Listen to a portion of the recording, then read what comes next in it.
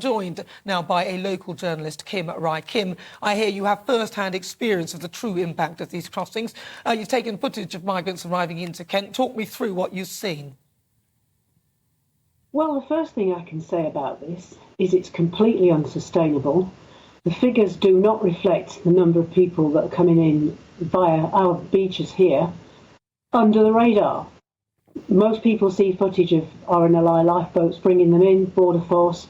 That's not always the case. They come in on the quiet, sometimes late at night, early in the morning when it's dark, and they disappear into the landscape, and they've even been known to do this during the daylight as well.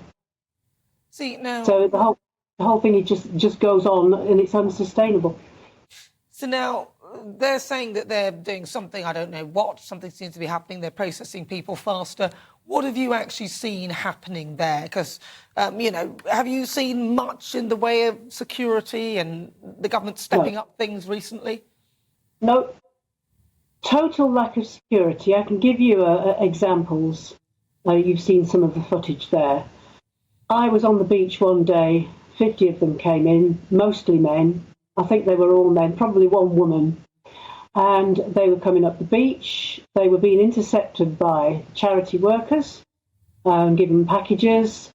They were then lined up by the lifeboat station and patted down by the police and told they were under arrest. Meanwhile, they're still being given packages by the charity workers. We don't know what they're in there. We think we can see it's clothing. But at this point, my argument is they have not been searched. Sometimes they're put straight on the coach without being searched at all. And I've seen the police stand by and watch the charity workers. As soon as they get off the boat, the charity workers push down to the front. We're not supposed to be on the shoreline when this is happening.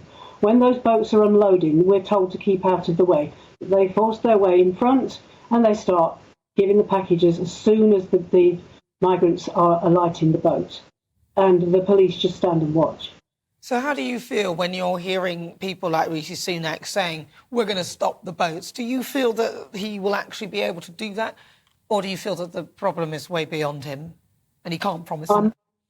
More likely to believe in the man in the moon, to be honest, because it's not happening. We've heard this before. We've heard this from his predecessors. Nothing ever gets done. The local councils seem to be on their side. The government seems to be on their side. We who speak out against it are labelled with isms. I don't have an ism. I have friends who are legal migrants, and they are just as appalled at what's going on as I am. In fact, they rant more about it than I do. And, you know, like I said, 1,180 so far this year. We had double the amount last year from the year before that. And we're still counting. But having said that, this is the Migration Watch website, figures that I'm taking this from, which is an independent source. And when you look at those figures, that's not counting the numbers coming up the beach. We see them walking through the town. We see them getting into cars. Sometimes they've got taxis waiting for them or people to pick them up. They've obviously got GPS on the phones, which have been preloaded by their helpers on the other side of the channel with details of where they can get the freebies from. People are appalled by this because we have a huge homeless problem, even in this area. I know people who've been evicted recently from a house and installed somewhere about 20 miles away in the most horrendous conditions. Meanwhile, these people are enjoying the luxury of 4-star hotel bedrooms.